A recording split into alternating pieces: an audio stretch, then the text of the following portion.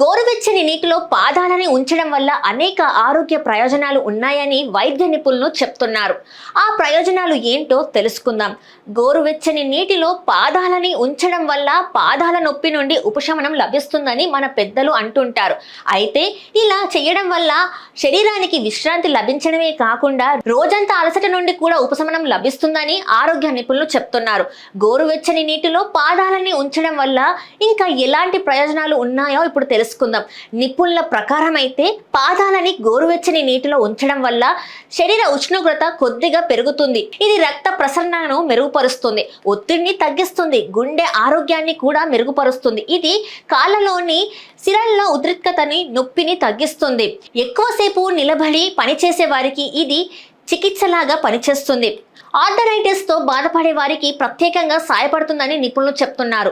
ఆరోగ్య నిపుణుల అభిప్రాయం ప్రకారం ఉప్పు కలపడం వల్ల గోరువెచ్చని నీటి ప్రభావం పెరుగుతుంది.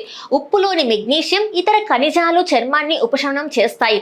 శరీరం నుండి హానికరమైన రసాయనాలు, వ్యర్థాలను తొలగిస్తుంది. ముఖ్యంగా పాదాలు దుర్వాసన లేదా వాపుగా ఉంటే ఉప్పు నీరు దానిని తగ్గించడంలో సహాయపడుతుంది. జ్వరంతో బాధపడుతున్న వారు కూడా ఇలా చేయడం వల్ల జ్వరం నుండి ఉపశమనం పొందుతారని నిపుణులు చెప్తున్నారు.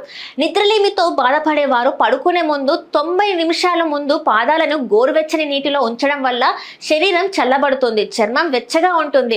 గోరువెచ్చని నీటిలో పాదాలని ఉంచడం వల్ల ఒత్తిడి తగ్గుతుంది, మెదడులో రక్త ప్రసరణ మెరుగుపడుతుందని నిపుణులు చెప్తున్నారు. ఇలా పాదాలను గోరువెచ్చని నీటిలో ఉంచడం వల్ల అనేక ఆరోగ్య ప్రయోజనాలు ఉన్నాయని సూచిస్తున్నారు.